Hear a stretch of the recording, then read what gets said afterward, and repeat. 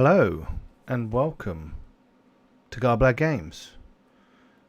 I'm Pete, and tonight a change to our regularly build programming. We unfortunately do not have our continuation of Fractured Empire. We're going to end that a little bit short. We've had a bit of a scheduling issue, so we're going to have to put a little end to Fractured Empire for now, but we will return to save the Senator's family another day. So tonight I thought instead what I'd do is give you some programming and do a bit of a heroic deeds dev stream, have a chat about some stuff. There was a load of new stuff that came out today, people getting excited about on the Discord, and I thought it'd be good just to have a bit of a chat. And also we had a competition on our Shadow Dark RPG episodes where we were going to give away a copy of let me get to them. Here we go. Let me get to the Twitters to also say that we've gone live. So we're going to give away a copy of my first map pack, Barg Dumaraz, which is for the Heroic Deeds Mega Dungeon, which is appropriate and relevant to the dev stream that we're doing, and also a copy of the epic fantasy ebook A World Veiled by Lewis Jenner, one of the Garblag gang recently published novel that is a fantastic epic story. So we're going to be giving those away, and what we asked was for someone. Hello, we've got some people in chat. Welcome. Good to see you all. I'm getting used to YouTube streaming again. We haven't done it in a while, and to be honest, it's a little strange. I've done the live streaming bit and it says we're not streaming, but clearly we are streaming, so it's working in a way.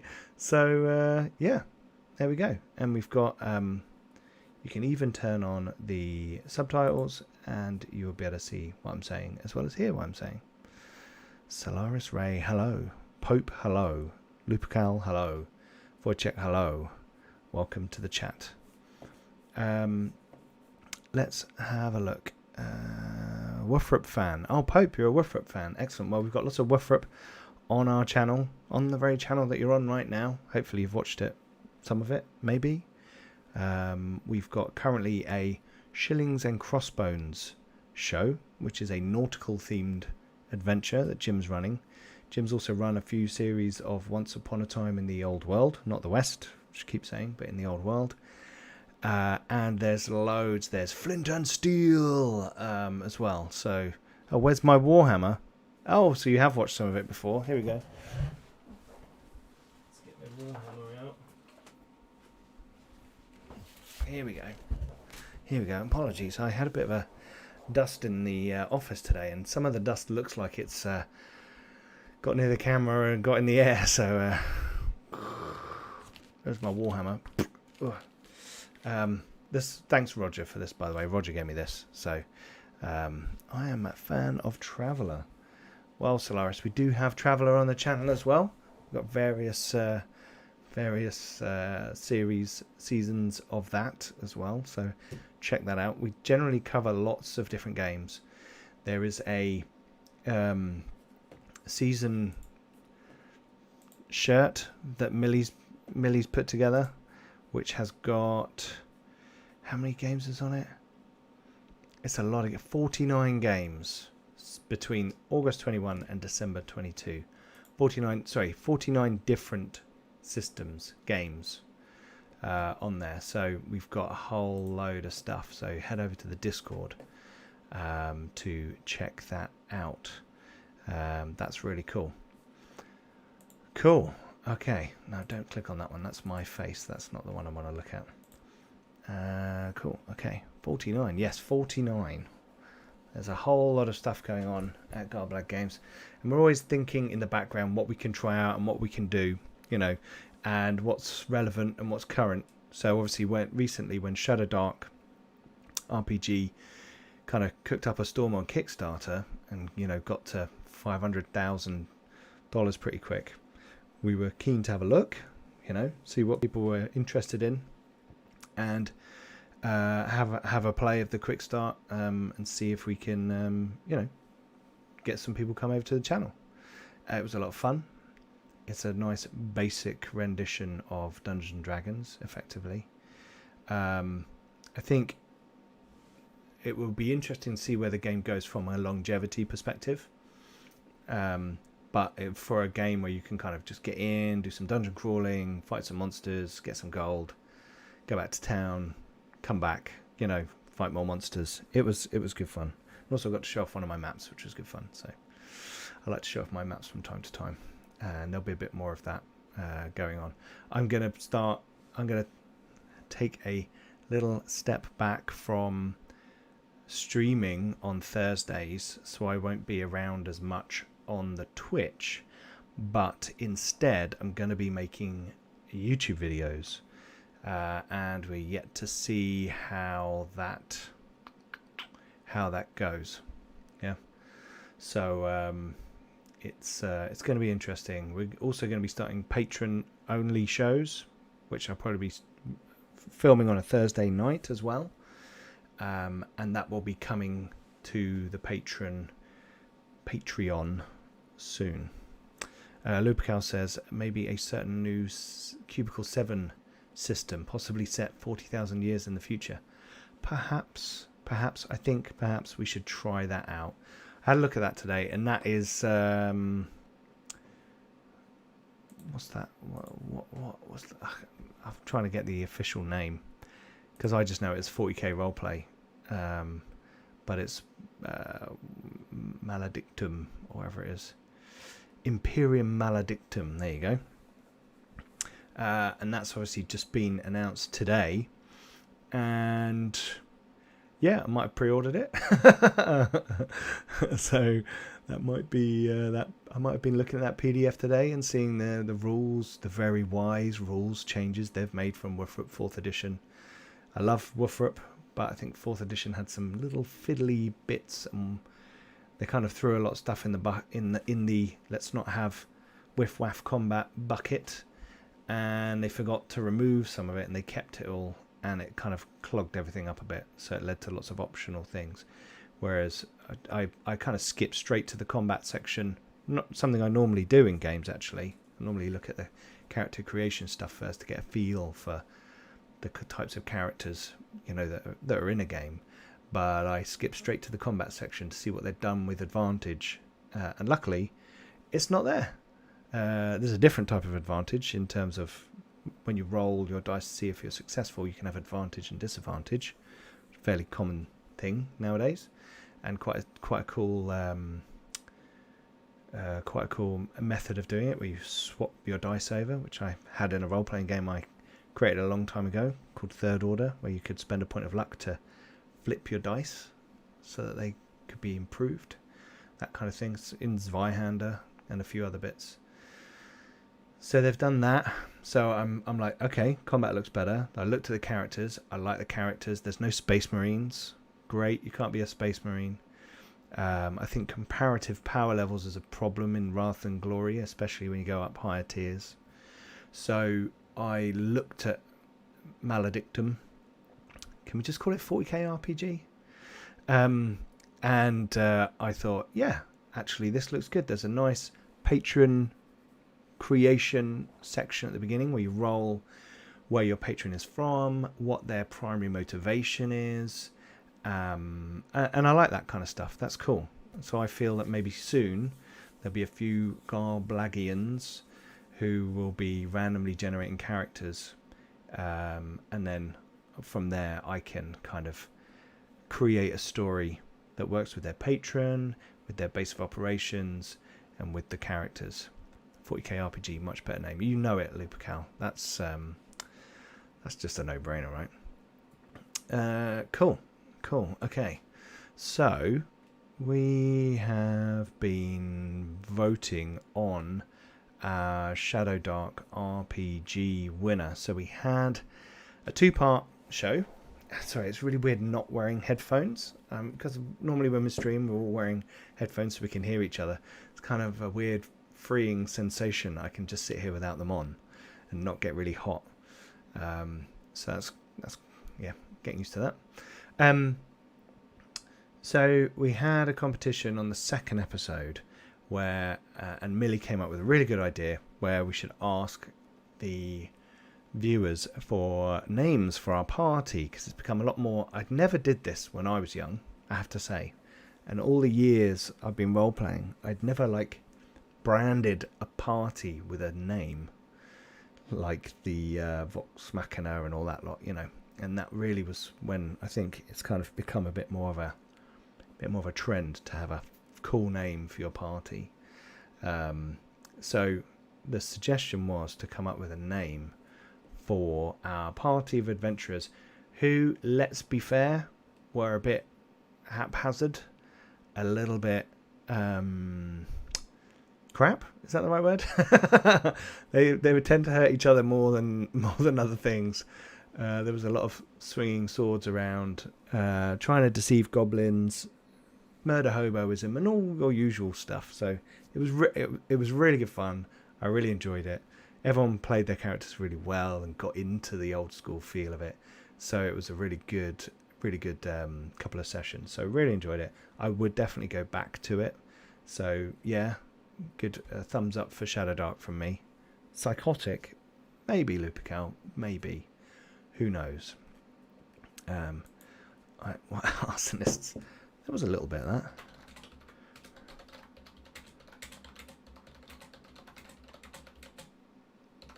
I forgot to put on the Discord that we're live. There we go. There we go. Cool. Okay. So we had some really good entries. Some interesting entries. I think we had 19 entries that you can go to that video if you want to and check it out. I'm not going to read them all out now. What I am going to do is there are three that are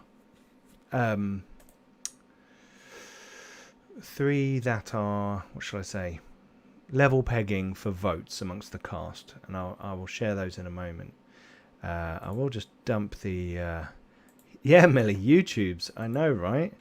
It was like not quite working at the beginning. This is the video, if you're watching this back, that you can go and check this out. If you're watching right now, then we are down to 3 options, and I thought I would put it down to the people in the chat to maybe vote on it, or I might just pick one of them. Who knows? We'll see how many people we've got in the chat.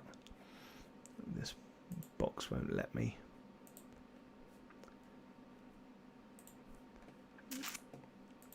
Okay. Okay. 8 watching. Okay. So what we have is there are 3 that got equal votes. So we had the UCB. I'm going to have to explain that one to me. So the 3 we have are the Unstrung Quartet. We have the Pretty Great Shankers of the Shadowdark, or simply the Shadowdark Shankers, and the Great Stabulators. So those were the 3 that we ended up with. We had option 1 is that. Option 2, I don't know how to do any kind of polls or anything in YouTube. I'm not sure you can, but let's put that one, and then let's have that one. Hey Lewis, how you doing? So just if you're in chat right now, whack 1, 2 or 3 in, only pick one of them, so we can get down to the final winner, and then I will be able to say who has won those prizes. Where are we? Right, let me get this on the screen. Actually, that would be better, right, Pete? Here we go.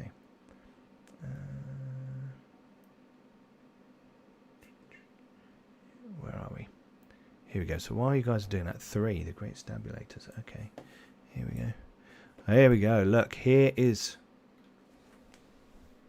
this wonderful book right here. This is A World Veiled. Let's make it a little bit bigger. Can we see that? Option 2. Hey, John. So we've got A World Veiled. This is Lewis's book. Look at that awesome cover. It's fantastic. And we also have... Where are we? Let's see how quickly I can do this.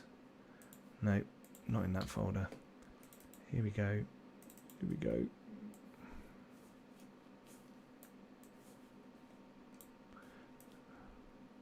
We also have Bogdoomeraz, which is the map pack that I have created, the first map pack, and I already have 7 dungeon levels created. So there's going to be at least 7 map packs, right? And these are made to have stats for heroic deeds, which is based off my Dodeca RPG system. I'm going to release them on DriveThruRPG as well. At the moment, it's going to go to patrons of the Heroic Deeds Patreon. I have a separate Patreon for Heroic Deeds. Keep everything nice and clean. And I will be selling them on DriveThruRPG. They'll be $5 on DriveThruRPG. But you may as well join the Patreon. And you get other stuff as well for the same amount. So those are the 2 things that we get. Yeah, working for a living is getting in the way of watching Garblag streams. John, mate, working for a living is getting in the way of making Garblag streams. So, you know, there we go. Right, here we go. So, okay, I'm going to call it there. We are done. The winner of the winning, what's the word? The winning comment on the video is the Pretty Great Shankers of the Shadowdark, or simply the Shadowdark Shankers. And the person who wrote that was Gomachops. So Gomachops, that's the winner. They are not in the chat right now, but this person has won the... Oh, this person actually gave a couple of options as well. So they were quite creative. Their other option was Mr. Grabbins Esquire's Grabbers of Gold, again shortened to Grabbins Grabbers. Because if you remember, Filbo Grabbins was our halfling thief, who was, always on the side of the team. I'm not sure, Lewis, can you remember? So what I'll do is I'm going to show you a bit of the Bogdoomeraz PDF today, so you can get a little look at that, and then we're going to talk a little bit about Heroic Deeds, where we got to, and how it's a bit different to Dodeca slightly, but thematically, and you'll see why. The playtest PDF for... Oh, let me turn these off. Here we go. Congratulations to Gomachops. You've won both of these. Awesome things. They are both cool. Yeah. So, please get in contact with me if you watch this video back. I will comment on your comment to say contact me on the Discord. Come and talk to me there, and we will arrange for you to get your 2 cool digital rewards. Cool. I fancy retiring to take up the life of a YouTube celebrity. Celebrity might be a bit hard, but like if I could just do this as a job, you know, that would be nice. Right. And how does that happen? You guys support us. You don't have to financially support us, even if you just like, turn up, comment, share, all that kind of stuff. Get the message out. That, in and of itself, is support enough for us. Come and join us on our Discord as well. We've got nearly 700 people talking on our Discord about all kinds of things and sharing all their thoughts on the latest role-playing games, some of which I probably can't say on stream. Here we... Oh, that's the wrong one to turn off. Look at that. That was good. I am a consummate professional, as always. I'm supposed to lock that one down. There we go. That one's locked down. Cool. Yes, more subscribers is always good. So, yeah, just subscribe to this YouTube channel if you've just wandered in and just having a look at some role-playing related stuff. Cool. Okay, so congratulations to our winner. That is fantastic, and thank you to everyone who entered the competition and everyone who watched our Shadow Dark RPG. Really pleased with the turnout on that one. The first episode is over 3,500 views in under 2 weeks, which for us is, you know, big numbers. So that was really good, and hopefully that got a lot. I mean, it got us like over 20 subscribers as well. So it was a nice way to get some people to come and join the Garblag gang. Cool. Okay. Right. So the Maledictum thing is still on my mind. I'm thinking about this. Definitely going to have to do. I think we have to do a patron show of Imperium Maledictum as it's just come out. I think we could do a short. Like a short run before June when I do Flint and Steel Season 4, which will be awesome. Yeah, that is a lot of views. Yeah. Oh, cool. Thanks, Millie. Millie is awesome, people. You need to go and do the stuff, buy the things, check the stuff, look her up on DriveThruRPG, buy all of her things there. She is awesome. Okay, cool. Yeah, Imperium Maledictum, I'm thinking about we should run. And a little crew of people, as long as they are aware that it will be my version of the 40k universe. And slightly, probably more towards the Rogue Trader end of things. Are you going back to Feudal Stars? That's a good question, John. I want to later in the year. Yep. Season 4, Flint and Steel. Yep. That will be coming. So that is going to kick off. And we've had a really good idea of how we can start that. We were having a conversation, me and some other cast, and we've come up with a cool way to begin Season 4. There's going to be a little time hop, as we've had a real world time hop, and we think we've... Yeah, Millie is hilarious from playing Alien Isolation. We've had a little time hop in the real world and a bit away from that thread. And also Season 3, I kind of went away a bit from the story of Season 1 and 2 when I went to Season 3, because the Ubersreich stuff had come out, the starter set had come out, and I was keen to kind of grab onto that, use that as a bit of momentum for the channel, and try to sort of say, hey, look, there's new material for Woofrup. We're going to use it. Come and have a look. As ever, we're trying to sort of, use... Will it be in your shed? No, it will not be in my shed. That was my garage. Yeah, that was studio. Converted garage. No, it will be remote. So we will be online. So it will be slightly different from the old Flint and Steel. But I have my Warhammer, and I... I'm going to be shouting down the microphone or pre-recording a particularly epic shout. I've had a thought about that as well. And we're going to go to UK Games Expo. And the idea is that we're playing with right now, and it may not be this, so, is that we do an hour live intro episode of Flint and Steel Season 4 at the UK Games Expo, which I think would be pretty cool. Yeah, there's the dice room. Millie, correct me if I'm wrong. You're in the chat. The dice room at UKG that we will be in on Saturday, the of June, the 3rd of June, the Saturday of the UK Games Expo. We'll be there in the afternoon, 4 o'clock. Is it, Millie? Can't remember. And there's a couple of people I'll need to rope in to come along, and hopefully they will come along. And we'll be doing, and I will have this, and I'll be screaming Flint and Steel, and hopefully there'll be a room of people screaming Flint and Steel with me, or a few of them, and half of them will be going, what the fuck is going on? Which will be hilarious. Yeah, dice room, yeah. Yeah. So I've got a beer as well. I thought I'd have a beer tonight. Cool. Yeah. Anyway, So yeah, loads of stuff has come out recently.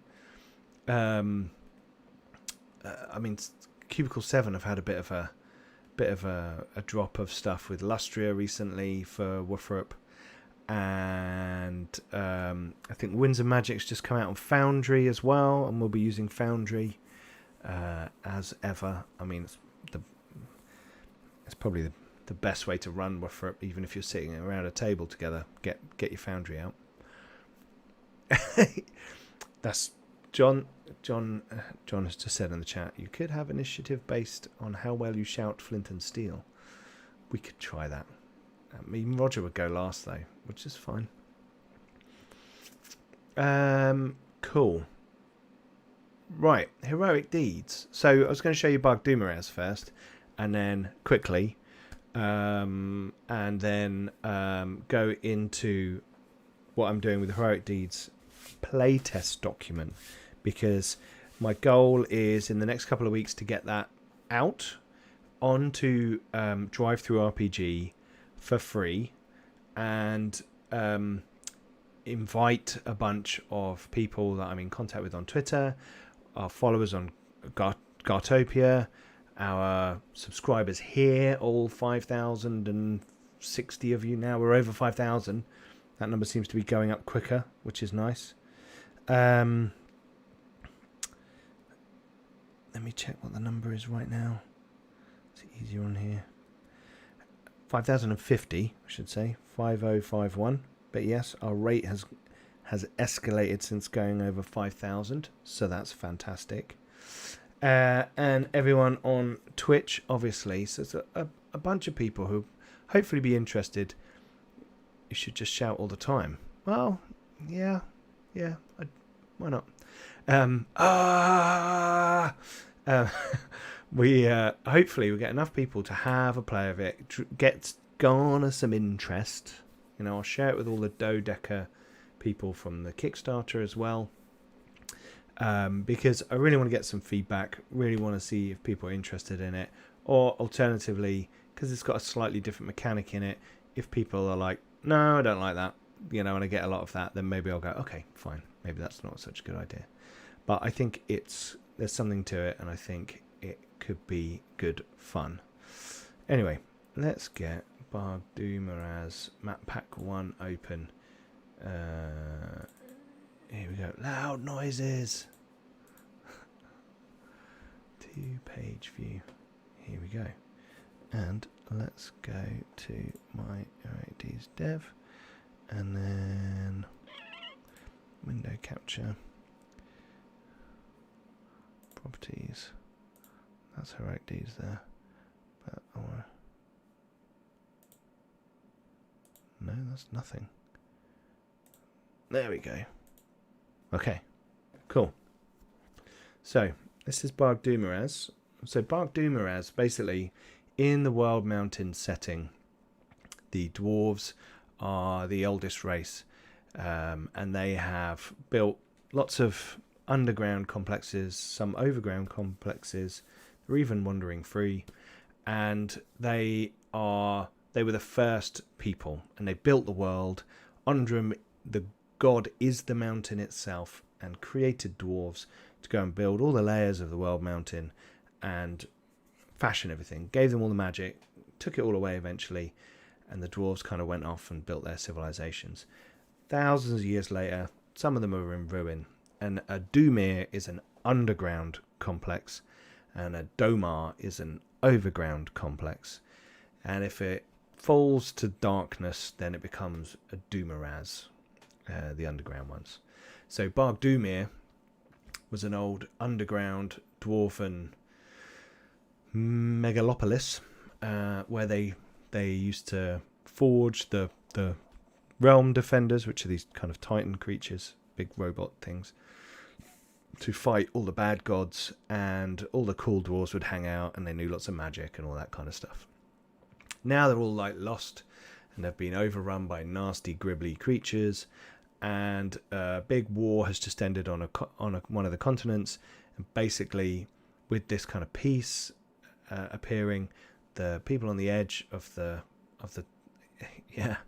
people on the edge of the kind of wild zone which has taken over Bag Dumaraz's surface features have ventured out again. And it's the theme in a lot of my world mountain games that I've run with Pathfinder, and many editions of D&D, and now Shadow Dark as well. It's this kind of, it's a bit of a hex crawl element, it's a bit of a dungeon crawl element. So this is the first map. This cover art is by Dean Spencer.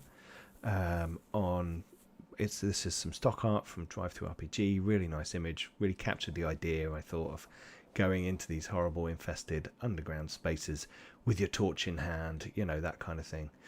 And there's more artwork from Dean Spencer in here, and also some art from Mustafa Bakir, who did the artwork for Dodeca. And in fact, the sort of little incidental pieces in here are from the Dodeca art, but Mustafa's done some more for Heroic Deeds. So we've got this old school style artwork.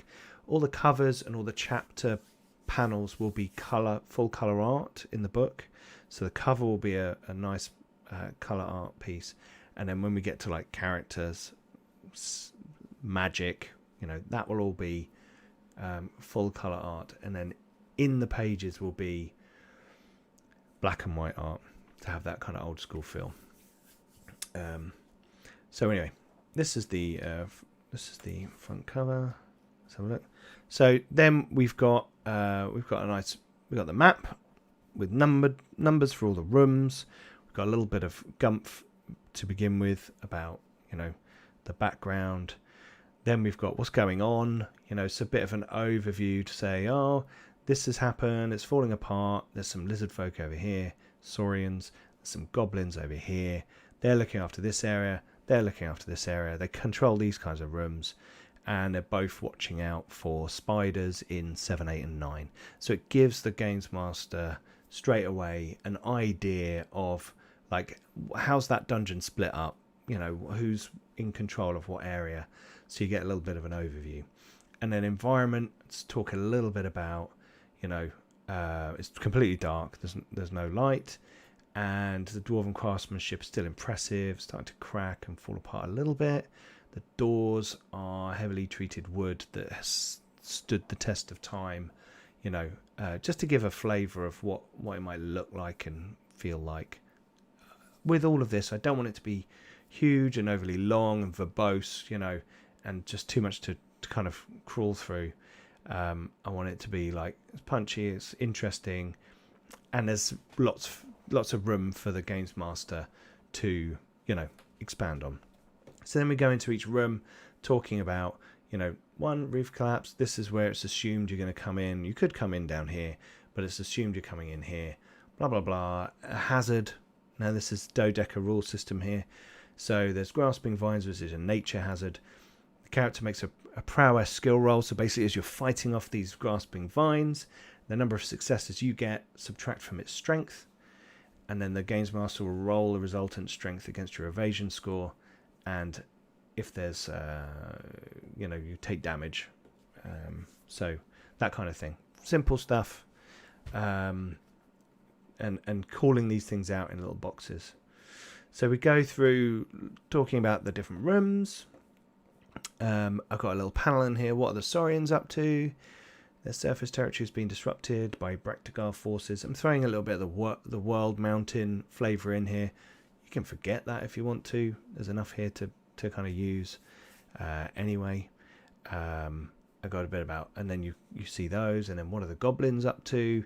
They're really obsessed with this fungus that they've found down there, and they want to grow it and eat it. It's like they've been out scavenging in the world, and everyone hates them. They're not particularly evil creatures, but they've hidden down in here and found this food source, and now they're like, okay, we want to stay here and maybe explore a bit, but we don't want anyone messing with our fungus. There's a location deed, so I'll talk more about deeds in a bit, but deeds are kind of the method of, and I need to actually adjust that, because that's no longer correct. That shouldn't be casting the spell. That should be creation of a divine locus. it's all in flux, you see, because we yet to get to the playtest. But yeah, so archetypes, which are similar to classes, have deeds. 6 deeds per level. You complete 3 of them, you level up. More deeds get open to you. You can complete 3 of those, you level up. And they give you talents and boosts to your scores. Locations will also have deeds, such as this one, where it just requires you to do something a bit narrative, or potentially like kill all of the spiders, you know, and then you'll get a reward. So this is something that the GM can just sort of say, you know, look, if you want to spend an hour that you can feel from this room that it's been, you know, corrupted, and there's something inside you telling you that if you were to rededicate, your god will be pleased with you and give you a boon, you know, or something like that. So then there's like a little extra little flavor, and this is for the light bearer archetype. So it's only a light bearer who can do it, and we'll talk about light bearers in a bit. So then gut filler fungus little thing, you know, it's great. It recovers vitality. You're full for the day. The fungus expands inside your stomach to fill it, which you know, a bit gross. I think I was inspired by The Last of Us with the cordyceps stuff. But then I thought, oh, it's goblins, right? So let's have a slightly entertaining side effect that might make you lumpy or gross or whatever. And then just down to the next level. So there's going to be another map that it can go down to. It's not overly complicated. And then we've got some more artwork from Dean Spencer in here. And I created the Dungeon Denizens 1, which is kind of the first set of fantasy monsters designed with the Dodeca rule set and stat blocks that you can use, each with their own little extra flavor, you know, so that you can maybe a random table or a special ability. They've all got some abilities. I want to give them something that kind of tells you a little bit about them, or, you know, so these sentries, if they get is missed by a range attack, they may immediately make a free range attack against the attacker at +1 difficulty, so they can like return fire, but using their reaction, hence that R there, rather than an A, 1, 2, or 3, because it's a 3 action combat system. You see here, defender A2, the Guardian makes a move. If the Guardian ends that move next to an ally, that ally may take a free step. An enemy, the Guardian attacks them. So basically this Guardian can come in.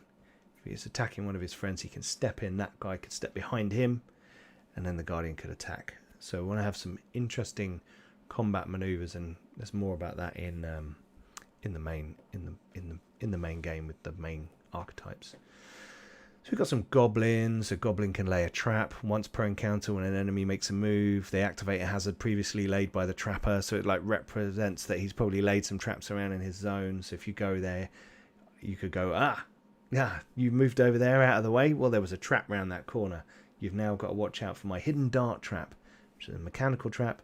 Make an observe skill roll, take your successes off of strength 8, and then I'll roll that against your evasion. Character's evasion will be a number like 8+, and that's what you need to roll on the lovely 12-sided dice, which we have a whole bunch of them here because I've been obviously rolling some of them. And then we've got a giant spider, sorry, I should say a bloody big spider, which can cause fear.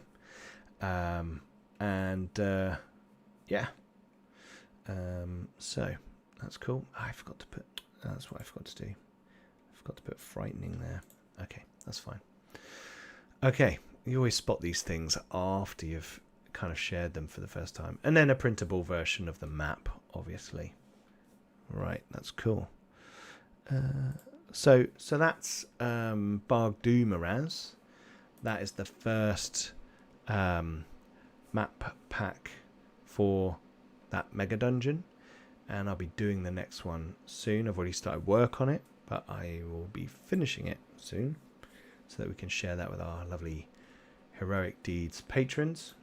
And what I'm just going to do is, and this will be down below as well, but if anyone wants to check it out while we're chatting, then you can go to that address there and join a growing group of people who are going to help me by poking holes in all the stuff that I create and figuring out whether it's worth playing or not. So, yep, we shall see. Speaking of which, let's go over to the...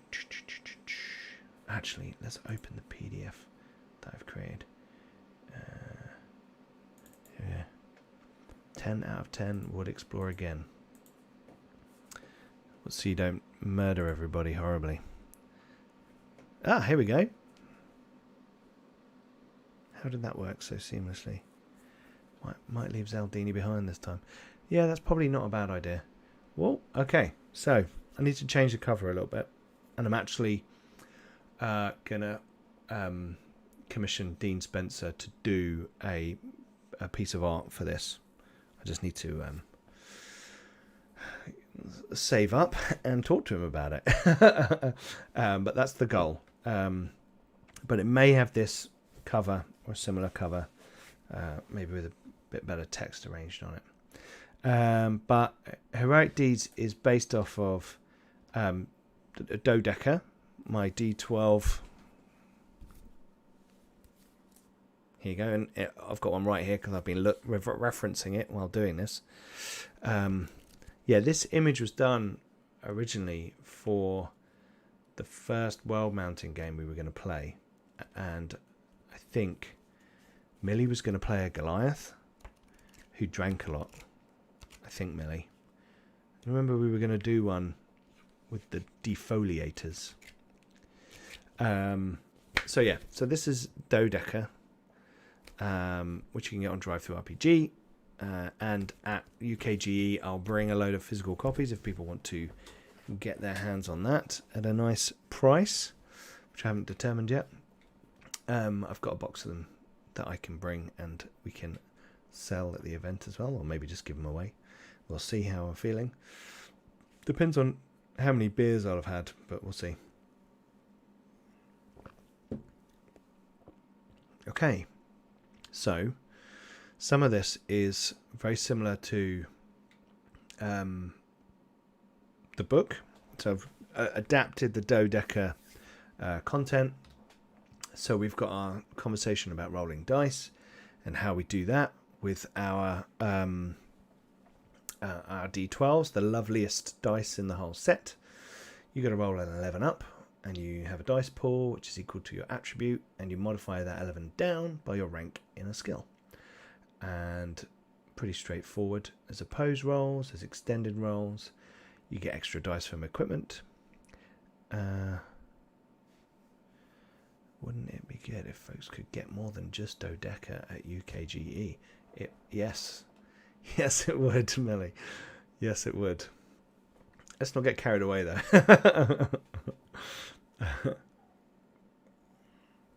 Can I get the jumpers? Can we get hoodies? Are there hoodies? Yeah, and some of your games, maybe, Millie. You've got a print run on your camp one. Anyway, SciCamp. I've changed luck here. So in Dodeca, everyone gets 2 points of luck, and you can use a point of luck to reroll. However, what I've done now, which I've shamelessly stolen from the Fantasy Flight Games Star Wars game, Edge Studios I should say now, is that there's a luck pool, and that is equal to number of players plus 1. So 3 players will have 4 luck in a pool, and they all begin as good luck, and if you use a point of luck you flip it over to bad luck. Now players use good luck and the GM can use bad luck. Basically that allows a reroll, but also what it's going to be able to do is add a mechanic where archetypes, in particular the Dark Delver, can use luck in different ways, or when they use a point of luck it does something, or when the GM uses a point of bad luck it does something else. So we're going to kind of adding a mechanic that we can utilize in multiple ways, I think is nice in this game. Then we talk about the anatomy of a character. So you've got your attributes. I've got slightly different attributes than normal kind of games, and I was kind of inspired a bit by Traveller with having education and kind of professional attributes. So you've got Guile and Vigour, Occult and Psyche, education and training. Yeah. Guile, natural cunning and perception. Vigor is your spelling error there. Spotted that. The measure of your physical robustness, athleticism. Occult is your kind of ability, external, supernatural sources manipulate the world around you as well as people. Kind of psyche is your inner strength, confidence. Professional, you've got education, which is your book learning, and then training, which is like physical, rote repetition and practice. So prowess, crafts, all that kind of stuff. Now, as with any game, all of these things don't clearly fall one side of a line or another, and you could make an excuse for any of those skills, any of those attributes to work with any skill, but they're generally lined up under one or another. However, some archetypes allow you to use a different governing attribute with a skill on certain occasions, such as manipulation is under occult because it's about your ways of like sensing and manipulating the external sources, the people in that way, and a Oathsworn, which is a kind of fighter, paladin, some commander sort of in between, can spend a point of vitality, which is a usable resource, to use their vigor or training, I believe, as their governing attribute for manipulation, because they have a warrior's bearing for 10 minutes, that kind of thing. So they like amp up their physicality and like make themselves look menacing, and then people are a bit like, ugh. You've got 3 defense attributes. You've got your toughness, your evasion, and your defiance. These are a number that other things will roll against. Yeah, so in effect, the strength of something like damage roll is like strength 7. That means someone rolls 7 dice against your toughness, and each one that beats your toughness means you take a point of damage. Yeah. I've added in superior defense, as I'm calling it in my mind. Before I had it so that you couldn't increase a defense past 12 plus, because 12-sided die only goes up to 12. It's the perfect number. So what I've done now is you can go above, and if you do, every point you go above removes a die from the effect trying to get you. Oh dear Obi, sorry. If you're over on Twitch, we've decided to do YouTube today because we did the YouTube competition giveaway, and also we'll be doing more YouTube streaming in the future. So I'm getting myself more familiar with that. And we're just going through heroic deeds right now. This is the beginning of the playtest document. So for every point above 12 plus, you then annotate it with a number after. So 12 plus and 1 would mean that you reduce the effect strength by 1 before they roll against your toughness of 12 plus, which is pretty good, all right? Hang on one sec.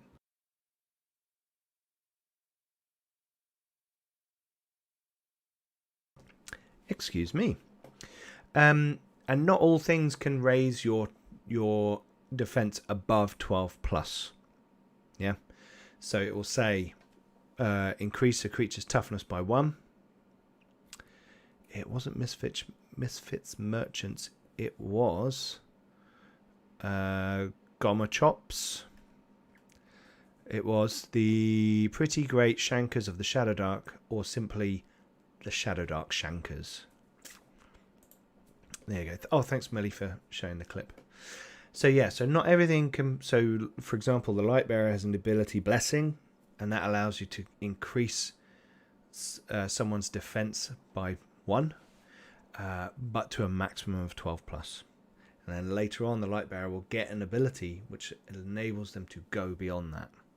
So in this way, the deeds going through and the talents that you get augment your powers, and then, torches for lighting. Torches. Yep. Your survival attributes: wounds, vitality. I've removed peril because I've got conditions instead, and peril also is a bit more grimdark than I want this game to be. So in Dodeca, you get peril points. and every 3 peril points, your difficulty goes up by 1 on every action that you're doing. What I wanted to do instead is have a set of conditions which impact you in different ways. And I thought peril, it's called heroic deeds, right? I want it to be a bit more heroic. It's still a bit grim. It's still dangerous. It's a dangerous system. But having the peril there just felt like it was like slightly the wrong flavour for this game. It may be that people who have played Dodeca say, oh no, I like the peril, and you missed it out, put it back in. And then just talked for completeness to say skills are how you interact with the world. All your roles are against skills. Talents are special abilities gained through completing deeds as part of your archetype, or a location or something else. Like magical items will have deeds attached to them that will allow you to unlock certain things. Spells, you can have spells, and trappings. I just always, since playing Wofrup First Edition, I love the word trappings, and I will always use it in the place of equipment. And actually it allows me to use the word equipment as a subsection in there, rather than I've got weapons, armor, kits, consumables, and equipment. Yes, you do use torches. Yes, you can. Yeah, you all need to find a light source in a dungeon. Yep. I haven't quite got into the lighting rules yet, but we'll get there. A torch will allow you to illuminate an area for an hour, and if you're in darkness, you have a 2 difficulty penalty to everything you're doing that requires you to interact with the world around you. So it's quite challenging, and that in and of itself should make characters feel scared about going into the darkness without me. Because in Dodeca, I believe if you're in darkness, you can't recover your peril, and if you have 8 to 11 peril, it takes 1 hour, and you cannot recover points while in darkness. If you have 12 peril, it takes 2 hours, and you cannot recover points while in dim light or darkness. So I've kind of, Janov, absolutely right. Trappings is such a good word. Anyway, let's move on from anatomy of a character. Then we've got skills. They're clumped into the groups from the Dodeca game. I'm not going to go through them all right now. Gear is definitely more sci-fi. I wouldn't refer to it as trappings in a science fiction game. That would be more like gear or equipment. But in a fantasy game, I just love the word trappings. And basically what happens is, and I'm going to zoom in on this bit down here. This is how skills work. So, I need to roll. Oh, it's okay. So we've got our governing attribute, training. And within training, there are 3 skills: craft, prowess, and tech. Craft is making things. Tech is operating things like crossbows, catapults, machinery, the dwarven stuff. Yeah. So there is a little bit of a steampunky element. I'm considering calling it engineering, but I think craft and engineering is closer than craft and tech. I was thinking about calling it operate. I don't know. We'll figure that out. We'll see. So basically what happens is there's 5 pips under each skill. You can only have up to a rank of up to 5. Without any skill points, your score that you're aiming to roll is an 11+. That's the standard target number. This character, however, has 2 ranks in prowess, which brings that 11 down to a 9. So they're now looking to roll 9s or more on their 12-sided dice. And how many 12-sided dice do they have? They have 3, because their training is 3. So you roll 3 dice for all 3 of these skills whenever you use them. But in prowess, you're better at it, so you need a lower number. That's the core mechanic for rolling your skills. And again, some lovely Mustafa Bakir artwork in here, just to... I could have just written this in a Word document, right? But I wanted it to look at least a little bit nice and a little bit like Dodeca and all that kind of thing. So it's simple but effective, I think. Too fast. Right, building your legend. This is where there's a little bit of a change. We've got the same approach, right? You don't pick an ancestry and then a background and then we have archetype, right? So I am putting a bit of class structure on it, because one of the things I think is quite nice in fantasy games is having a class based system. Yeah, I'm a wizard, I'm a cleric, I'm a fighter, I'm a thief. That's quite cool. I've found whenever we played sort of more skill based things in a fantasy setting, it was a little bit less. Even something like Wofrup, which is kind of more about your skills, you still have a career, which is a class. And now in the 4th edition, they've even racked them all up, so all the 4 steps of it are on one page in one thing. So you've basically got a class with 4 levels in it, rather than associated tree of careers that we had in the 1st edition, which I really liked. So there are 7 steps in character creation. You roll your origin, source, your youth, your cause, your archetype is up to you. So your first where is it? The first 4 steps are determined by rolling on the tables in this section. Random rolling gives a roleplay challenge and some interesting outcomes. However, some players may wish to follow a certain path or have certain abilities. So if you don't want the result, you can always simply choose the outcome you desire from the table. Step 5 is a player choice. I'm not going to make anyone, have to stick to it. I love random character creation. Play a lot of role-playing games. Don't get to be a player very often, but I have played a lot of games, and one of the things I've found fun from time to time is just like, I don't know what I want to be. I'm going to make a character and then figure it out. Yeah. So, hang on. My window is not showing everything that I would like it to. Here we go.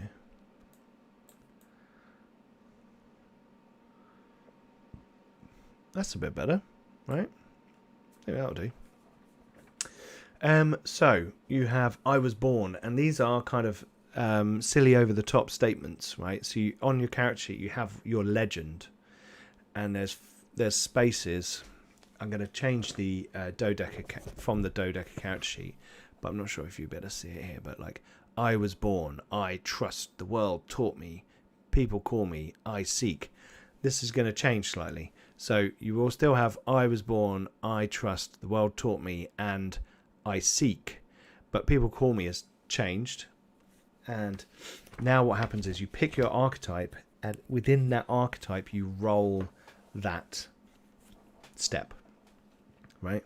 And we'll get onto that in a minute. But I was born is your origin, and then your I trust is your source. It's the thing that drives you on, how you approach the world. The world taught me is your youth, so it's like something that you learnt when you were young or believe in.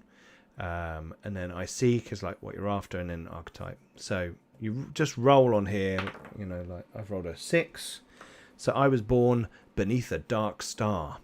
What strange arcane event coincided with your birth? A flare in the ether beyond, a runic surge. What are those things? Oh, cool, interesting. Some Wild Mountain stuff thrown in there, some suggestions, some ideas. Nothing you have to stick to. But my character would then gain a point in occult and a rank in arcane. And you start with 2 in every attribute, so I'd now have 3 occult. Yeah. So it looks like, I know a bit about the occult, and maybe my character might be heading towards a wizard. A rune wielder. Let me go down again. Okay, that's what I don't like about this. Okay, and then I trust. I rolled a 3. I trust my own 2 hands. You're very practical and self-sufficient. You prefer to get things done than sit and talk. So gain a point of training and a point of craft. Oh, okay. So I had something weird coincided with my birth. Maybe people see me strangely, and therefore I've been on my own. So I've had to learn to do things myself. Who knows? The world taught me 6 that death comes soon. Life is fragile, and even though magic exists, the common people still remain at nature's mercy. So I gain a point in psyche and medicine. I'm getting quite a rounded character here. So I've got a few attributes being increased. Got a few skills coming along. Obviously I'm on my own. People see me as a weirdo because of this strange event that happened when I was born. They speak of it. So I've had to use my own two hands, live on my own, and I've had to look after myself as well, because I know that I'm like one infected wound away from dying on my own in the woods. And then I seek 5 to destroy evil. Cool. Who will you ask to stand beside you as you assail the fortresses of the dark powers? And again, a point of psyche and a point of might. A rank in might. Oh, cool. Okay, so my psyche is actually... damn you, bloody PDF. My psyche is pretty good now, because I got 1 there and 1 here. So I'm now on 4 psyche. Oh, okay, maybe I'm going to be a light bearer. Sounds like you're making a Witcher. I am. And this is the whole point, right? So the character creation process is narrative. So as you go through it and you build up those points, those lines in your legend, you create the story of your character. It doesn't matter what your ancestry is or some other those other things. You decide that at the end, and you go, I'm a hobgoblin, and it makes no difference. But your legend is what makes you. And then you pick your archetype. And there's 4 archetypes that are going to be in the playtest. We've got the Dark Delver, who's a dungeoneer and rugged survivalist that leads the brave or foolish into the depths. Dark Delver is competent and stealthy in combat and an expert in disabling traps and evading enemies.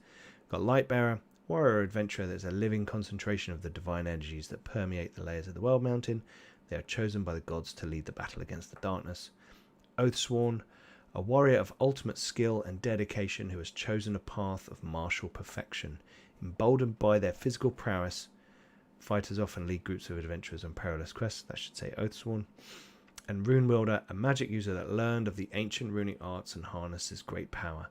Their path requires them to understand the deeper and sometimes darker secrets of the World Mountain.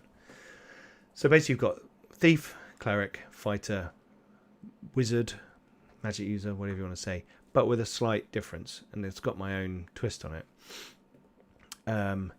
And then we talk about trappings and the types they are, and bulk. I've got a bulk system rather than a detailed encumbrance system.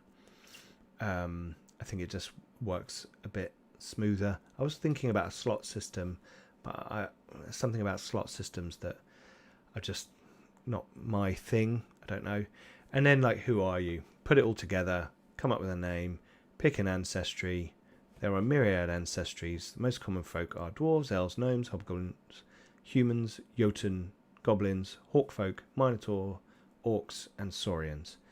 And the minotaur is in there. Leon made me put minotaur in there. Leon suggested he really liked the idea of minotaurs, and I fucking love minotaurs since playing Dragonlance, so that's cool. And the old Storyteller show with the minotaur. Anyway, many more exist between the layers of the World Mountain, so don't feel limited to those. So basically, it doesn't matter. It's up to you what ancestry you are at the end. I mean, it's important because it's an element of your character and may dictate where you come from. But there's no kind of all the dwarves know how to use a crossbow kind of stuff. And then you've picked your archetypes. So then we're going to go on to the archetypes.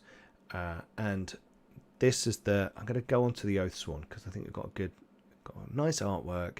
It's a good example.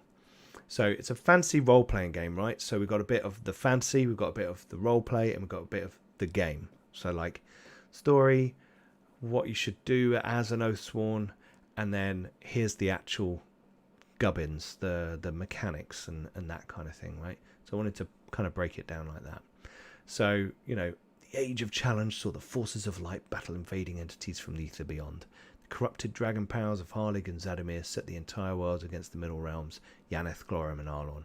The Age of Challenge saw war across all layers and a scale of conflict that threatened the very fabric of the World Mountain. So the Oathsworn are these warriors who... I didn't want to just have a fighter, because I always feel like the fighter is great, but it's a bit dull. And it's all about what they can do with their weapons and their special skills. I like the what's the character called? The Warlord in 4th edition D&D. That's quite cool. I like the Fighter. I like the Battle Master in 5th edition. It's a little bit Paladin, that kind of stuff. So basically the Oathsworn, playing an Oathsworn is all about standing between your party and danger. If you want to be very capable in combat, indulge in feats of bravery, or perhaps avoid the complication of dealing with magic and spells, play an Oathsworn. But don't be annoyed if your character keeps getting hurt in combat. That's literally their job. And in fact, you have a deed which says, take damage to your wounds 3 times. Sterner stuff, this deed. And once you do that, you fill in those little circles. Bop, bop, bop. Oh, once you've done it, you increase your max wounds by 2. Huzzah! And I've completed one of my deeds. And once I've completed 3 deeds, I go up a level. Easy. And I will then release the later deeds for the other levels and decide how many levels there are and how far I want it to go. But, you know, each Oathsworn can pick, hey, Tazd, how you doing? Will be a little bit different. Yeah, so there's options. And I didn't want it to be that you gain some experience from doing stuff. You then go up a level and then you can just get your access to like an ability that had nothing to do with what you were doing that got you the experience.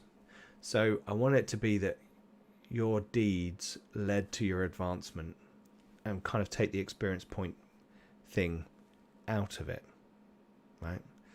Because like 5e got to just like milestone. People don't like, oh, why did they get 10 more experience points than I did, you know, and all that kind of stuff. And it gets to that kind of thing.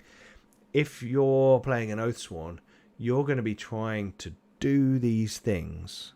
It's going to encourage your character to get into combat, to fight against opponents, to take the most damage in the party 4 times, to roll critical hits in combat, to act first or last in combat 4 times. You get a combat sense talent.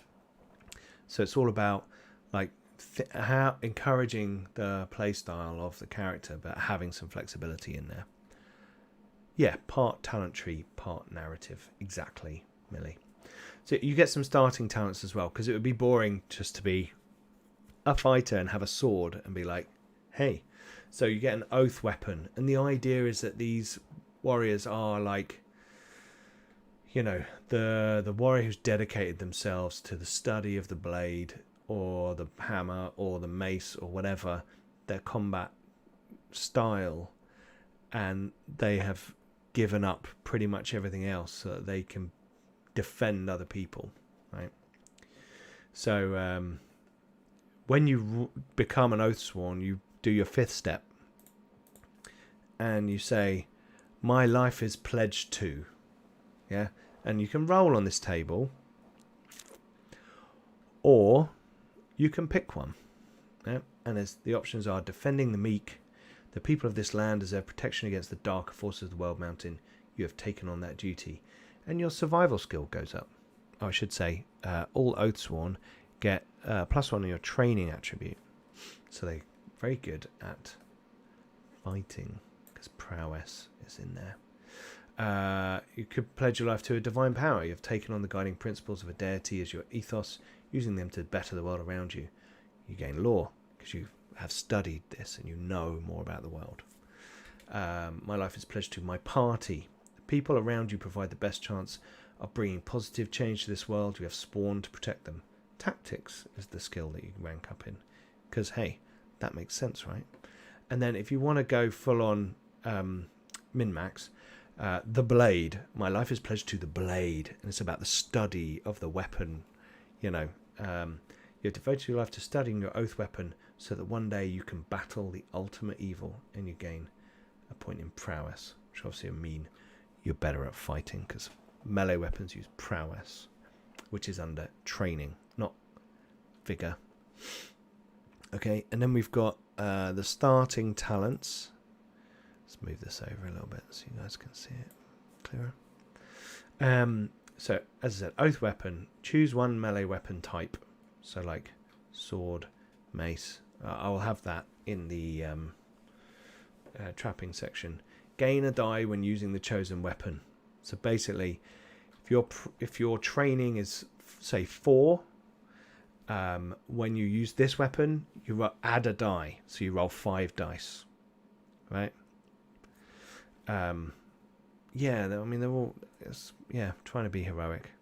When wielding a weapon, you may spend 2 actions to take a combat stance. This stance lasts until you change it or the end of the combat.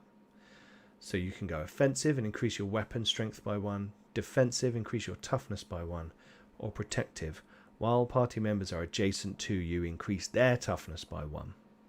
Yeah, so you can do that. That's one of your. In order to pledge your martial service to a great cause, you have spent years training for battle. So these guys are going to be the best fighters, right? They're gonna do like cool tactical things and help their party members, right? Take a breath. Action 2: recover a number of vitality points equal to 1 plus your archetype level. So you pause, and you at first level you would recover 2 vitality. Warrior's Bearing, which I described earlier on, where you can use vigor or training as a governing attribute for composure or composure. Yeah, I forgot about that. Which is an important one because composure is for like fear. So you could be like, no, I'm gonna. My training has taught me to stand in the face of horrible monsters and not run. You know, that kind of thing. And then these are the deeds for the. I've got the, and I can explain. I've been working on the.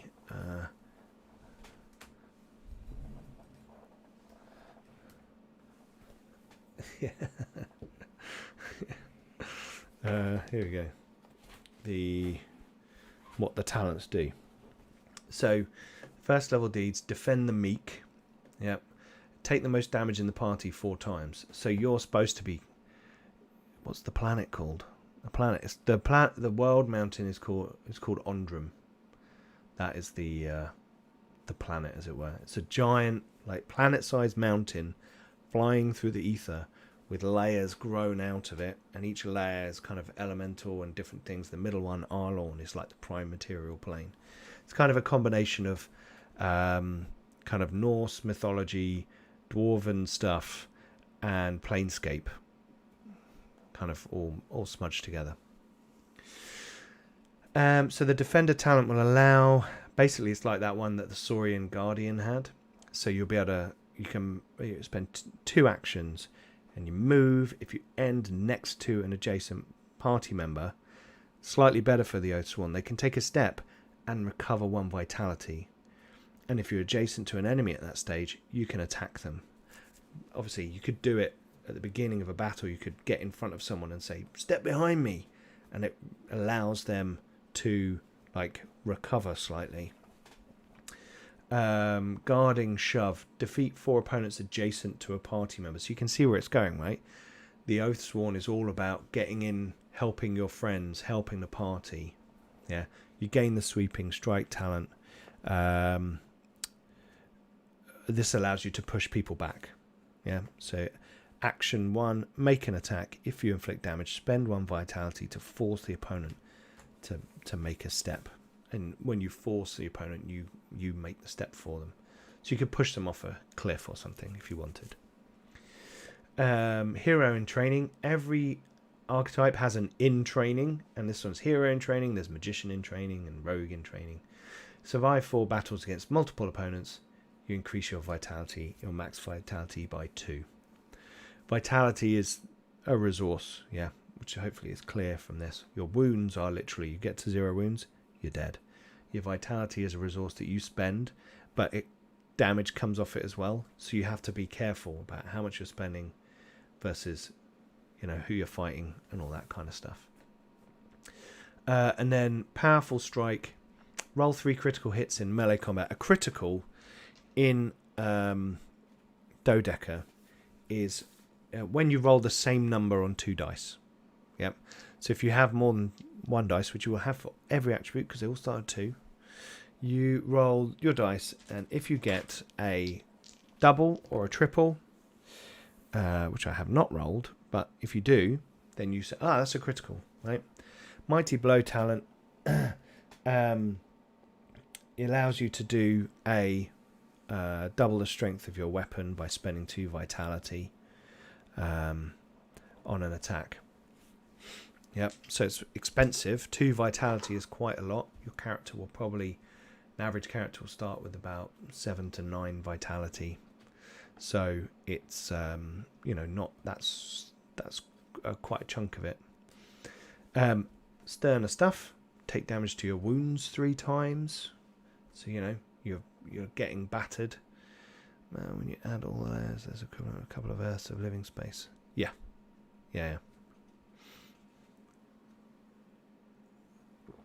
Vortex had a look at it, and is actually playing in a Pathfinder 2 patron game, Garblag Games patron game. So that's good fun. That one.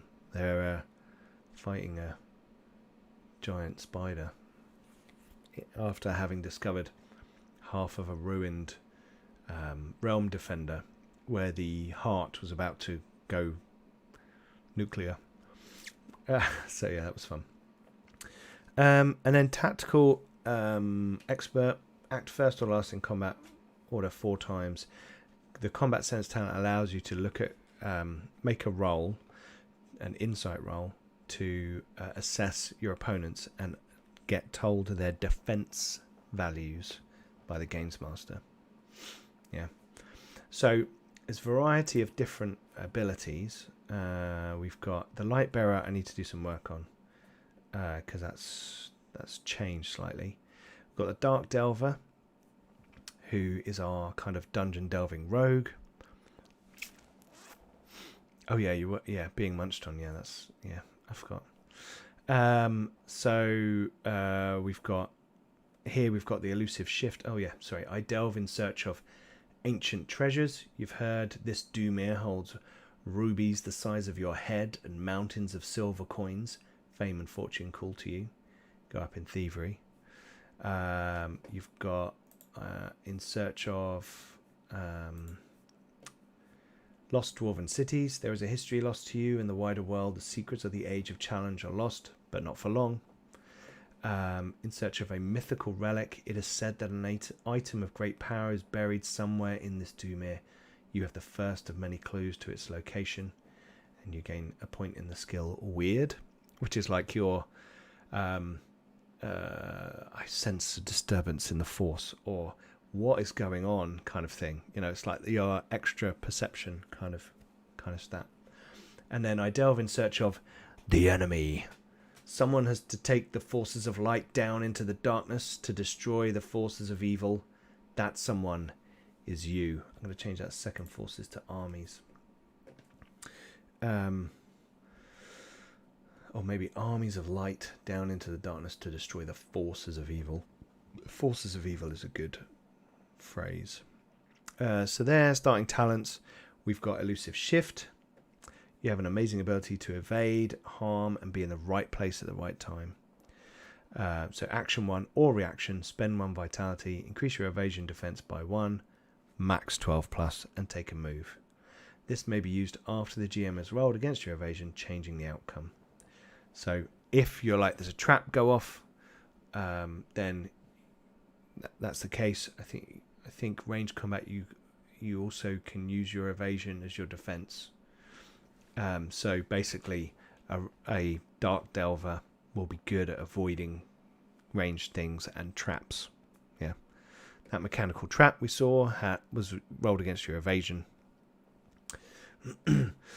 Skilled survivor. The nature of her life and adventures have added many strings to your bow. Effect at character creation. Increase 2 of the following skills: observe, shadow, survival, lore, craft, tech. So they're just very skilled. They've been down underground a lot and they know a lot of stuff. And then sneak attack. Action 1, you attack an opponent that is unaware of your presence. Effect, if the attack is successful, increase the weapon, your weapon or attack strength, because you might not be using a weapon, you might be using like something else. So by 1 plus archetype level. So the higher level you are, the more damage you add on. And a melee weapon, for example, like an average sword would have a strength of 7. Dagger will be a strength of 4 or 5. So adding 1 or 2 or eventually 5 points of damage on, that's quite a bit. So that's quite tasty. And then we've got archaeologist. So there's going to be a benefit to doing lore checks on one of the specialties. I can't remember right off the top of my head right now. Danger sense, you get the lightning reflexes talent, which is you can in melee you can oppose damage with your evasion instead of toughness for an attack, and then take a step. So you kind of like dodge out the way of a melee attack. Lightfoot is foot pad. You get benefit to stealth rolls, and I have since gone back on my idea of changing the word to thievery. It is shadow torchbearer career. Well, maybe. Rogue in training, survive 4 battles against multiple opponents like the hero in training in the Oathsworn. Increase your max vitality by 2. Sidestep, use elusive shift in combat 4 times. Gain the tumbling talent, which allows you to take a longer step, and the step doesn't provoke attacks of opportunity. And then steady hands, disable device, allows you to spend vitality. Where is it? Spend 1 point of vitality to double your successes when dealing with mechanical hazards, and gain a die when picking locks. So basically, you like focus intensely on disabling this thing. You kind of, and you do a better job of it. So there's that. As I said, I'm not going to do Lightbearer right now because that's the one I'm working on. Then we've got Rune Wielder. So Rune Wielders are occult and why does that say Arcana? Here we go. This is good to go through this because I spot all my errors. Magic came to me through hard work and study, whether in a runic enclave, which is like where the wizards hang out. It's not a school in the mountains for kids. Whether in a runic enclave or any other school of magic, you have done your time in the trenches. You earned it. In a strange discovery, delving into the ancient ruins beneath Arlon, you discovered a hidden trove, an arcane codex inscribed in stone. Gain lore. Whispered in dreams. Almost like constellations forming in the night sky, the Leviathan has whispered runes into existence in your mind. The Leviathan is one of the powers of the World Mountain, which is a giant Leviathan creature that basically makes all the dreams on the World Mountain. So when you dream, you're in the dreamscape of the Leviathan. You gain a point of weird, funnily enough, and magic came to me at a terrible cost. You deserved it, so maybe you stole it, maybe you killed for it, maybe you gave up a piece of yourself for it. And I put thievery again. It shouldn't be thievery, it should be shadow. Starting talents: arcane secrets. You can cast spells. Select 3 rune wielder spells. They're inscribed. Basically, magic takes vitality or runic items, and a runic item such as a scroll. Your other talent, therefore, is tradition of the rune. You have learned to seal the truth of a thing to an item. You can imbue paper with magical runes. Imbue a scroll with a spell that you have written down in your spellbook. This uses 1 writing supply. The scroll becomes a runic item. Basically, you have to spend the vitality listed under a spell or consume a runic item. So what you can do is you can scribe runes on scrolls. It takes an hour to do it, and then you don't have to spend your vitality. So it means rune wielders have a way of not just like passing out all the time. But I wanted it to be expensive and costly. It takes it out of you to do your magic. Again, deeds, we've got arcane understanding, cast 4 spells without a runic item, so using a vitality. Add a rune wielder spell to your spellbook. Archaeologist, again, defensive arts, cast 4, and this should say ward spells on party members. Gain the abjure talent. Magician in training, survive 4 battles. Offensive arts, and this should say inflict damage with 4 sorcery spells. And then signs and sigils, make 4 successful arcana skill checks, gain the identify talent. And I had a really good idea about identify. When you find magic items, depending on their tier, they will have a set of, and I haven't come up the naming convention yet, but I imagine it looks a bit like a sliding scale where there's different levels of benefits that a magic item might have. So it might be like minor, medium and major, or trivial, crap and brilliant, or whatever. Kind of 3 or 4 different tiers. And low level items will have a trivial one, and then the next level of item up will have a trivial and a good one, and the next level up won't have a trivial one because they're crap. It will have a good one, or 2 good ones, and so on and so forth. So it'll be like a little grid with like a little it looks a bit like a spell progression, D&D spell progression table, but it's a strip going through rather than a big triangle. But anyway, I'll devise it and then people will see what I mean. But basically what happens is you roll at random for each of those abilities, or there are like special items which have set things. So you may have a special sword of a special character and therefore it does these 3 things. However, I've never been a fan of like, oh, give me the magic sword and just tell me what it does, because like I can't be asked to figure it out, or I don't want to wait. I'm generally someone who likes to do things like evolving magic items. Like in Pathfinder, we've done it where we've taken their favoured items and they start to gain magical powers because these guys are the heroes, and it makes their stuff important. They're doing deeds with it, So there's going to be 2 ways of magic items coming about. You can find them, or you can actually manifest them through your deeds, and the Oathsworn will have that for their weapon, and I'll figure it out for other archetypes if they get that as well. But if you randomly generate a magic item, or you find a magic item, the identify talent will allow you, in the case of an item that has set powers, it will allow you to learn the first power instantly, right? So you'll learn what that is. If you find an item that you need to randomly roll the power, you choose the power, the lowest power, rather than rolling it. Yeah. So it's not that it's rolled and then you get told. The GM literally goes, well, the lowest power is this table. Pick one of those powers. That's now on that magic item.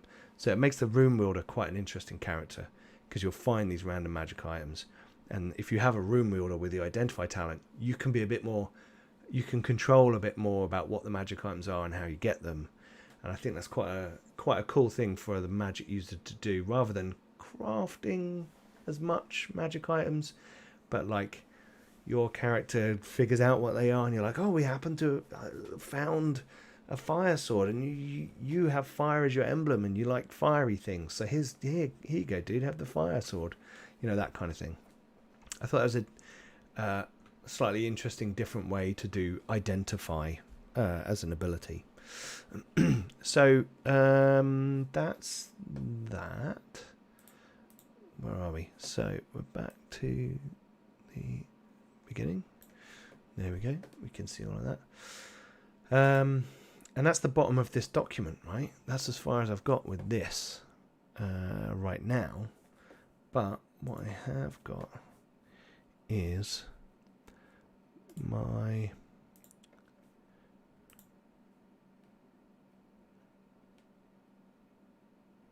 where is it? Oh, InDesign. No, InDesign. Oh, why is it doing that? InDesign. There we go. No, they're not actually infusing the item. They're finding it. It's a good question from Tazdi. So they are kind of infusing the item. No, the item is magical, but it's more of a mechanical thing that allows a Rune Wielder to be very useful for a party. Because if you find magic items, you let the Rune Wielder look at them, they're more likely to be relevant for you. It's a kind of meta. It's a meta mechanic, but I think quite an interesting one. If you've got like Simon playing your Rune Wielder, who knows what he's going to pick? So it could be a double-edged sword. So this is my InDesign document for the creation of the character, and there we go. That annoying spelling error has gone. There's a few things to update and change. where are we? The light bearer I have changed so that now light bearers don't have spells. They are able to manifest a locus of divine energy, and then they will get abilities that allow them to flavor that divine energy, and that might be curing someone of wounds, blessing them, or then getting other things like it emitting light, or it repelling vile creatures, and various other things. So I'm trying to they kind of summon this power to help them in need and their party when they're in need. It's less about sort of casting like create food and water and loads of other spells. They're a bit more of a warrior type character. Earthsworn, Rune Wielder, and then I've started work on Rune Wielder spells. So this is in my crap kind of format where I copy and paste the format of a thing. So we've got the spell name, and let's have a little look in. So we've got the spell name, and spells, you can cast them with either 1, 2 or 3 actions. Something that I liked from Pathfinder, which I thought was really cool. And you have to spend vitality, and that should say 2 vitality. All spells are at least 2 vitality, because the Abjuror talent, for example, means that when you cast wards at action 1, they are 1 vitality cheaper. So you get a kind of like the quick spells become less painful for you, as you go. So like Alarm Rune, you place a powerful rune upon an item that will alert you to the presence of nearby enemies. Spend 2 vitality. Your finger leaves an etched rune on one small item. If not activated, the rune disappears from the item after 24 hours. So that's up to you what you do with it. You put it on your front door. You're camping at night. You do this on a few items. You know you're going to get your vitality back, so you go to sleep. You dot them around the camp. You spend 1 action doing it. If an enemy creature passes within 36 of the item, it emits a loud repeating noise for a round and then crumbles to dust. So it's gone. And actually they all destroy it. So it's basically, if it doesn't activate, then you get to keep it. So you might want to pick up rocks. You might want to use a coin. You might not want to use your last dagger. That kind of thing. And it gets better as you go. Yeah. Or different. Yeah, so slightly different. So action 2, if an enemy creature passes in 30 feet or 6 squares of the item, it silently alerts you to their presence and then crumbles to dust. Action 3, however, if an enemy creature passes within 10-2 of the item, it silently alerts you to their presence and then explodes on your following turn, delivering a strength 7 hit to all creatures within 10-2. Yeah. So it's that is different. You might want to do action 2 or action 3. You might want to do action 1 just to do it quickly, and you're like, we're in the dungeon, we've gone past a corridor that we don't know where it goes, but we've heard a noise down this way. I'm going to put an alarm rune on this stone here, and then if anyone sneaks up behind us, then that will help. We've got Empower Weapon. You place a powerful rune upon an weapon. A weapon, Peter. Increasing its deadliness and aiding the wielder. Spend 2 vitality. You hold the weapon and runes appear along its surface. The runes disappear after 10 minutes. A weapon can only benefit from 1 Empower Weapon spell at any one time. Action 1. The wielder of the weapon gains a die when using it. Action 2. The wielder of the weapon gains a die when using it and its strength is increased by 1. The wielder of the weapon gains a die when using it and its strength is increased by 2. We'll see. Some of these strength numbers need a bit of play testing, right, to figure out what's good and what's not. And then we've got Fireball, which is... Oh, no. That's annoying. Sorcery. Your hands detail vibrant runes in the air, and fire bursts forth as a magical missile aimed at your foe. Shrinking spell. That's not a bad idea. Spend 2 vitality. Target 1 creature within 36 and make a ranged attack using Arcane. Action 1. The target takes a strength 7 hit, strength 9 hit, strength 12 hit. So you can see it goes up And that's if you want to spend your whole round doing your fireball. You're like doing more runes and summoning more energy in a bigger Hadouken, you know. And then we've got glamour, so there's some more useful different ones. And then I've got a few other ones. Where were we? We had... where's all my stuff gone? Here we go. We've got Mage Hand, we've got Illusion, and I've got Necrotic Ray, which is going to weaken people. Yeah, so the conditions that I've created, then I can start to create spells that exploit those. Glamour slows people down because their mind is filled with music and light and colour, and they're just like, oh, what the hell's going on? So they just get less actions in a round kind of thing. So,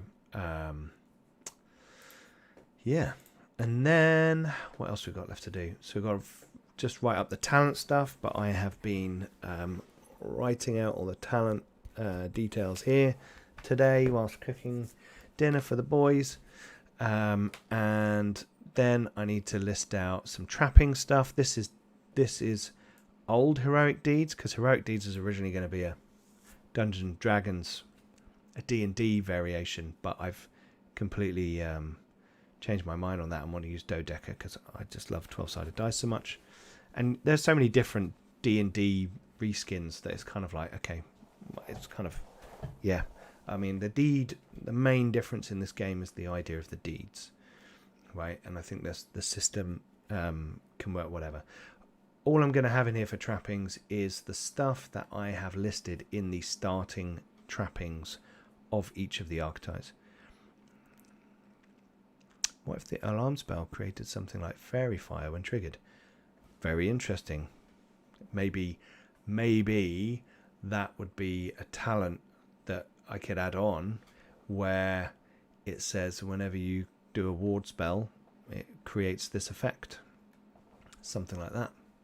So I'll have a think about that. There's a lot of options. I want to overlap between talents and spells to be there so that you can augment them if you want to with different talents.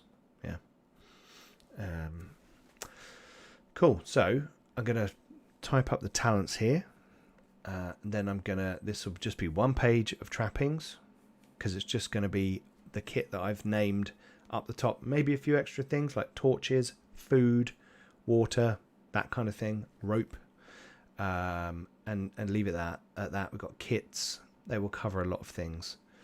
And then I'm going to have a simple combat system in here, which will be very kind of bullet pointy, not very prosy or verbose, so that people have an idea of the actions that people can take and how they work. You better move, which is up to your vigor in squares. Vigor times 5 in terms of feet in an action. And then you will be able to step, which is a 5-foot step for free. Doesn't provoke attack of opportunity. As a reaction, you can do an attack of opportunity. You can attack in melee. You can do range attack. You can cast a spell. Casting a spell, you can use a different number of actions on. If you do more than one attack, each one after that has a difficulty penalty added on. Basic things like that. Initiative in this game will be... In fact, I'll go back to the face. Initiative in this game will be alternating between good guys and bad guys. So you'll roll at the beginning to determine if you're surprised or not. If you're not surprised, heroes go first. But it's not the whole side of the heroes. Basically, one hero goes first, then a bad guy, then a hero, then a bad guy, then a hero, and it keeps going like that until you've all run out. There will be some talents that allow a Dark Delver to go out of sequence at the beginning, for example, and other talents. And I'm thinking about doing party talents, right, where you can say things like if you go after the Oathsworn, then you can do this. Or if you go after the so and so. Oh, see you later, Wojciech. Thanks for joining us for the chat. Nice to see you through text, even if not your face, mate. So yeah, so that's where we're going with it. That's what it looks like. There's going to be the document. As you can tell, there's only a bit more I need to do at the moment. I need some more art, and then obviously there's a huge amount to do after this. But what I want to do is get this out there. There's Bog Dumaraz.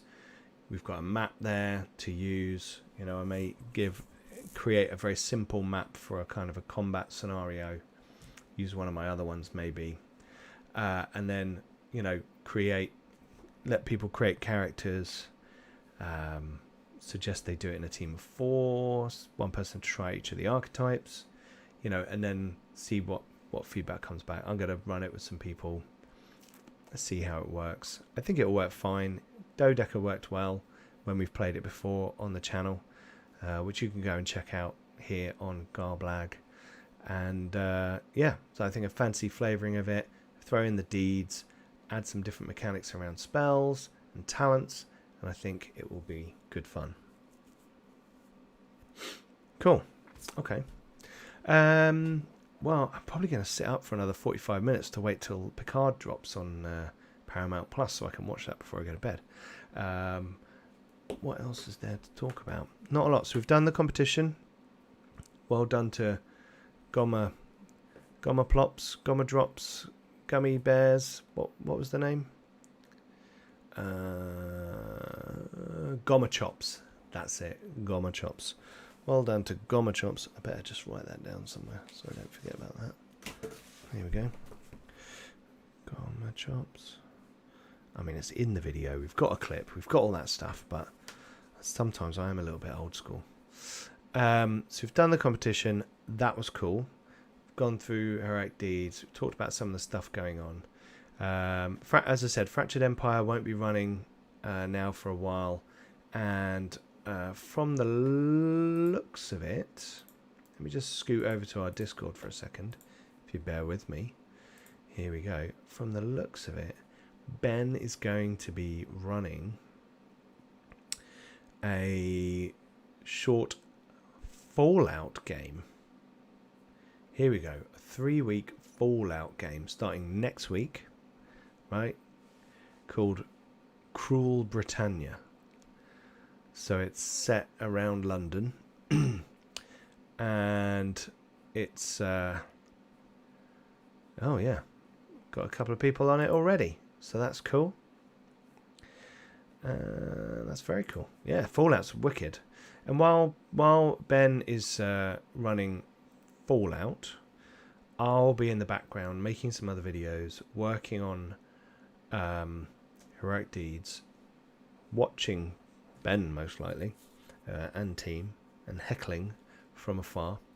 I don't get a lot of free time. My work is extremely busy. I've got 2 young kids, and my youngest is quite challenging. So my Tuesdays and Thursdays are really my core free time. So what I've done is decided to not stream for a while so I can do some of the creative endeavors. So hopefully in the longer run I can do more of this.